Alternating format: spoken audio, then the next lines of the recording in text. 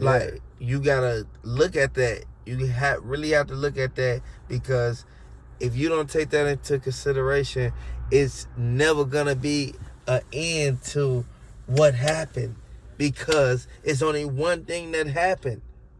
And they had a disposition at 6 a.m. and it said that they trying to move the case to a higher up court level, so that way they take the court case out of Memphis and they take it to Kentucky, where they do the federal case there. Because if they can, you know how like high profile cases, they gonna move it up from the state to like a higher up court, and from a local court to a state court. They can move it from a state court to a federal and get a federal judges. And remember how people, that's how cases end up in Supreme Court, is because they move them up. But in this case, the last lawyer that said that, they said, I can't represent you, straight drop. But the last lawyer told him that the only way he could get out is if they move their court, all that, to a different state. That way they could get a lawyer from that state in that area that's not going to be afraid of representing them, because the it's ones not in gonna Memphis be a risk, basically. yeah, because the ones in Memphis, they could get a target on their back, because you could look them up in the public records. But if they get a lawyer from Ohio, and if they take the case to Ohio, then the Ohio lawyers or the Ohio CMG lawyers ain't gonna be scared, because then they can use ESTG lawyers.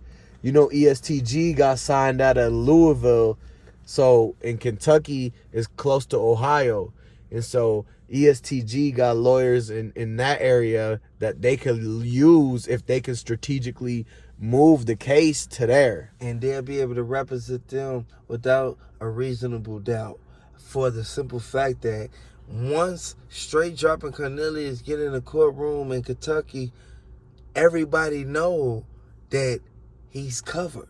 Like, that's why he's really, he doesn't really have like too much say so, but he really wants to petition to move from Memphis, because Memphis has different, like, the whole curriculum is different from Kentucky, and Kentucky is more lenient to guys who really made bad mistakes in their life. Like, yeah, and the thing is too is that ESTG signed to Yo Gotti, and he's been quiet because they know that they can use his lawyer to get this whole, if they can get that case moved over there.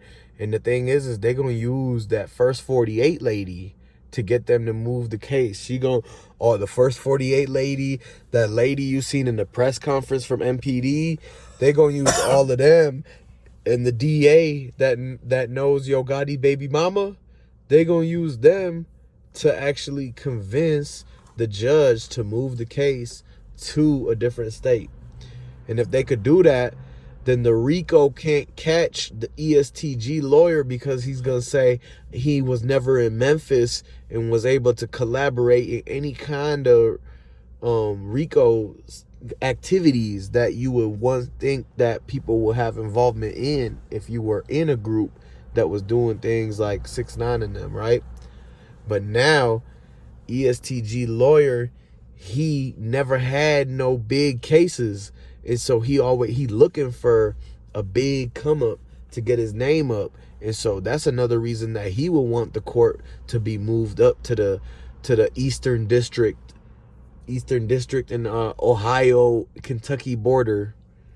So that's what's going on. And that's why they was going towards Indiana when they got caught, because they was going to meet ESTG lawyer near the Indiana, that border. Remember, he was caught at the border truck stop.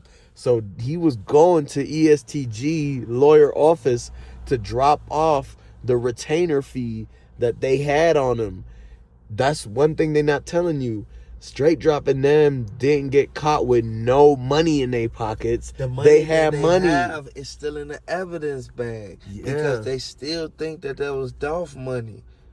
So they got paid by black youngster people in Dallas from Shondell Barnett, and he was driving straight drop to Indiana so they could drop off all the money they got for the hit to ESTG lawyer to have the retainer, because straight drop was planning on turning himself in and trying to get off on good behavior like his last case when he shot up the bowling alley. And so he thought that he could make it to ESTG lawyer office, but Kentucky and them in Illinois and Indiana, that whole area, they was looking for him. And someone from Virginia was able to get the tip. So that Eastern District, they didn't want him to make it to that Eastern District courthouse area. But anyways, though, they end up getting pulled over at that truck stop, and they seized the bread that they was going to give as the retainer. That's why they don't have the lawyer. Because the bread got seized. The money they got to retain the lawyer got seized when they got arrested. So now they ain't got no money to pay anybody. So that's why they had to put the messages on that mask with that from that gun company. And the messages on the mask was going to be telling Yo Gotti, hey, it's the smoking gun. You need to put more money onto my lawyer, basically. Yeah. Like, it's really like, it's up. Like, it's up now because, you know, Yo Gotti, you can't make no promises and make no type of commitments to something that you haven't did. You can't run around telling people that go do this for me and I got you.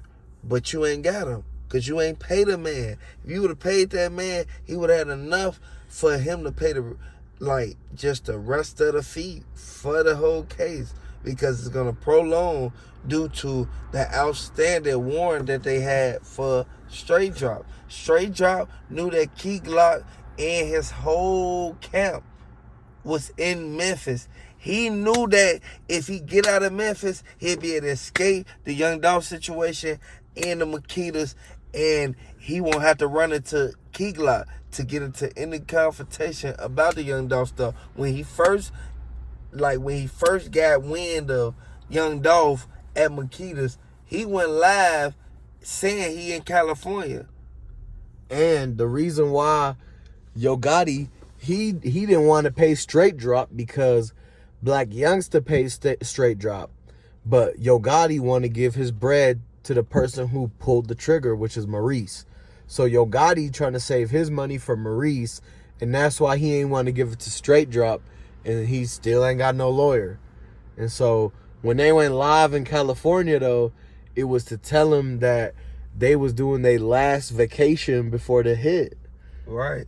They knew that they was about to do the hit, so they were like, man, let's go to California one last time, see the ocean, see the sun one last time, because they knew that if they accepted this type of initiation from Yo Gotti to get into the little system, then this was possibly gonna be the last time that they were free. So they went live in California to let them know that they was ready to drive to Makitas that day. They had the white bands in California, and they drove across the country, picked it up from Black Youngster baby mama, and took it back to Memphis. Because the last time that car was there when was CEO Bobby had it when he signed the Black Youngster. But it fell off, though. And the baby mama repoed it back. And she, Black Youngster, and then, try to take her to Cali. They was moving, they were moving, working the car. So they was going to Cali, to Memphis, back and forth, moving, working that whip. And when they went live in Cali, they brought the whip back and drove it right to Makitas to do the whole hit.